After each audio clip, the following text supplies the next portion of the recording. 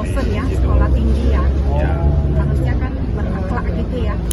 Lagian kan pestanya besar ya, kawinnya ya. Ada mahar, masa nggak bayar upah? Waduh, tahu gak Igenars?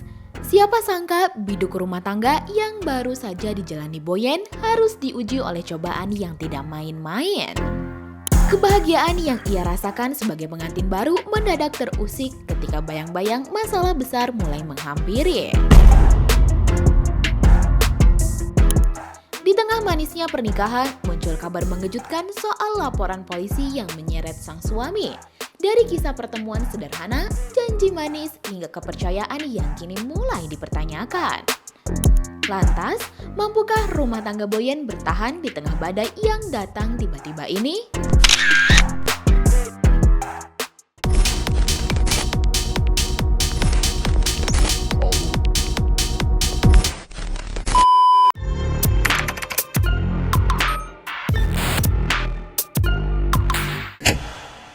Rumah tangga komedian Boyen kembali menjadi sorotan publik. Kali ini bukan soal kehidupan pribadi, melainkan kasus hukum yang menyeret sang suami, Ruli Anggi Akbar. Suami Boyen itu terlibat dalam dugaan kecurangan investasi bisnis kuliner bernama Sateman Indonesia dengan nilai kerugian mencapai ratusan juta rupiah. Kasus semakin terbuka saat korban yang bernama Rio membeberkan kronologi panjang yang bermula dari perkenalan sederhana. Tak banyak yang menyangka hubungan antara korban dan Ruli sudah terjalin lama. Rio mengungkapkan bahwa perkenalan pertamanya dengan Ruli terjadi jauh sebelum kata investasi muncul. memang dari awal itu sebelum ada perjanjian ini juga sudah mengenal ya, sudah ada komunikasi gitu. Keduanya bertemu pertama kali sebagai tour guide, pertemuan biasa yang akhirnya berujung pada komunikasi yang mulai terjalin. Dalam benak Rio, Ruli bukanlah sosok yang mencurigakan. Sikapnya dinilai sopan, tutur katanya rapi, dan pembawaannya mencerminkan pribadi yang berpendidikan. Ditambah lagi dengan latar belakang Ruli sebagai seorang dosen di sebuah sekolah tinggi, kepercayaan pun tumbuh tanpa sekat. Orangnya juga sopan gitu ya. Akhirnya kan dosen ya, Gitu. sekolah tinggi ya. Ya, Harusnya kan berakhlak gitu ya. terus ya, lumayan kerja keras lah kalau kita sekilas gitu melihat gitu kan, kenal gitu. Namun siapa sangka kepercayaan yang dibangun perlahan dari pertemuan inilah yang justru menjadi pintu masuk menuju konflik panjang. Sebuah konflik yang kelak menyeret nama besar, uang ratusan juta rupiah, dan akhirnya laporan polisi. Dan kepercayaan itu mulai diuji ketika pembicaraan berubah arah dari sekedar pertemanan menuju tawaran yang terdengar terlalu manis untuk ditolak.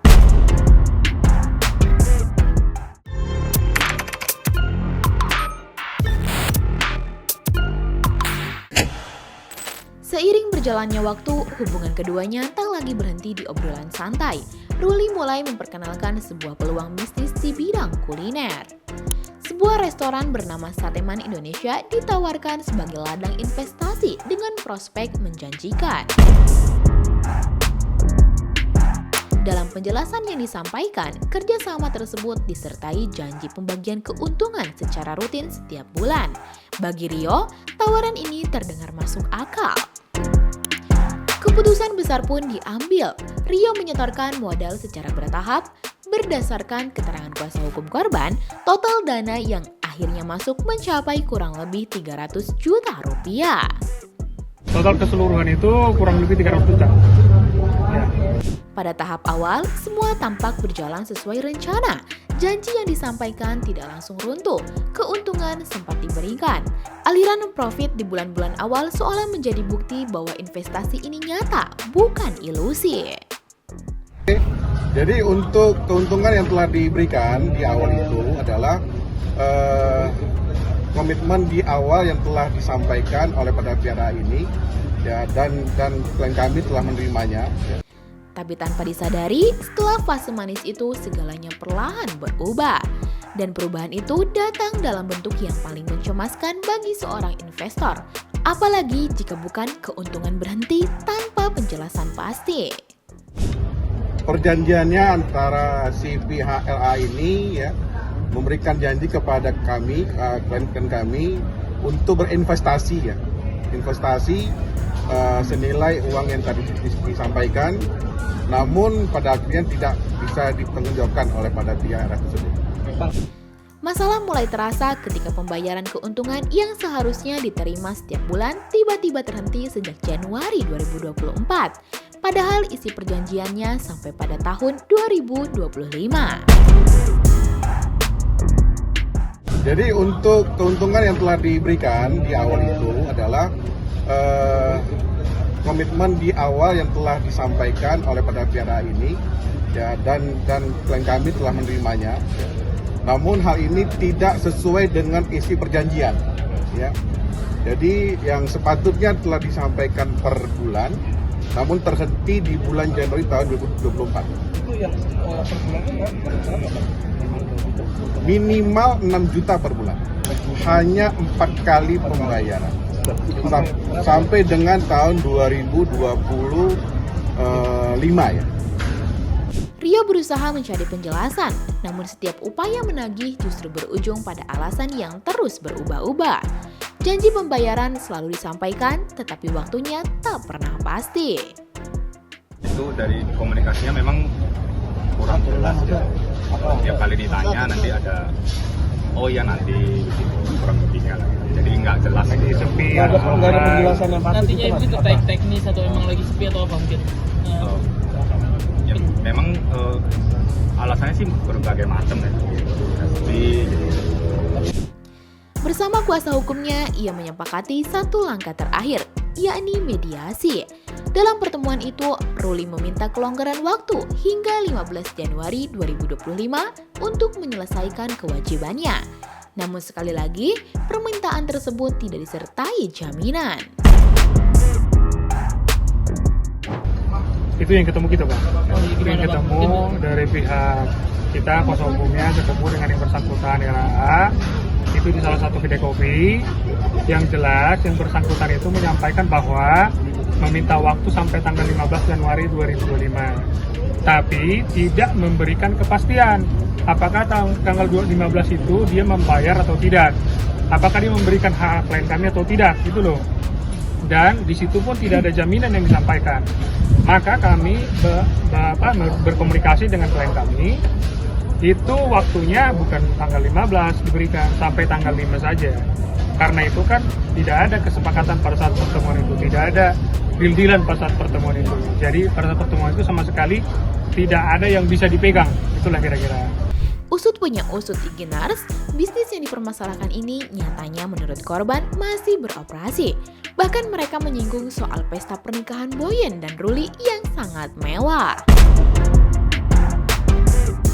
Kemarin kesana rame sih, bulan 7 kemarin masih ada kesana kan, ada rame lah. Sudah operasional lah. Lagian kan pestanya besar ya, kawinnya ya, ada mahar, masa nggak bayar utang. Ketika harapan terakhir pun tak membuahkan hasil, satu-satunya jalan yang tersisa akhirnya dipilih, apalagi kalau bukan jalur hukum.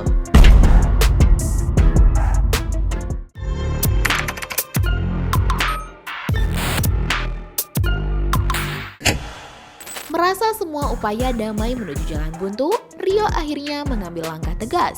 Pada 6 Januari 2026, ia dan tim kuasa hukumnya secara resmi melaporkan suami Boyen ke Polda Metro Jaya. Jadi untuk hari ini kami sudah melakukan LP ya pada Polda Metro Jaya dan alhamdulillah diterima dengan baik oleh pihak SPKT. Adapun pasal yang kami duga ya, ini ada dua pasal, yang pasal 92 dan pasal 486. RAA katanya mau bertanggung jawab sendiri. Tapi kan faktanya nggak ada, kan gitu ya. Faktanya nggak ada sampai saat ini. Maka kita membuat laporan polisi ini, gitu loh. Supaya ada kepastian hukum. Supaya keadilan itu ada buat klien kami.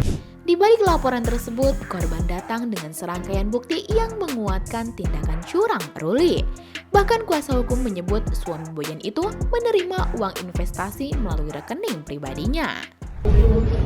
Bukti yang kami serahkan yang pertama adalah proposal daripada pihak RAA, dan kedua adalah bukti transfer ya, dan yang ketiga berupa perjanjian ya. Itu ditransfer ke rekening dia, uang prestasi dari mana? Kalau perjanjian itu, kalau mau perjanjian itu benar, berarti kan rekening perusahaan, karena dia atas nama CP. Ini kan ke rekening pribadi, itu aja, cukup lah. Namun hingga kini Iggy-Nars, pihak Ruli belum memberikan pernyataan resmi terkait tuduhan dan kronologi yang disampaikan oleh korban. Publik pun dibuat menunggu, terutama karena kasus ini menyeret nama keluarga figur publik yang selama ini dikenal lewat dunia hiburan dan komedi. Kasus kecurangan investasi yang kini menyeret nama suami komedian Boyen masih belum menemukan titik akhir. Nama Boyen pun tak terhindari ikut menjadi sorotan. Meski tidak terlibat langsung dalam perkara ini, perhatian warganet terhadap kehidupan pribadi figur publik kerap berjalan seiring dengan kasus yang menimpa orang terdekatnya. Lantas, bagaimana menurut kamu Iggy-Nars? Mampukah Boyen melewati badai ujian ini? Coba tulis pendapat kamu di kolom komentar ya. Jangan lupa subscribe, like, dan share video ini supaya makin banyak yang tahu sisi lain dari berita yang viral. Sampai jumpa di Kupas Tuntas berita hiburan selanjutnya bersama Iggy nih.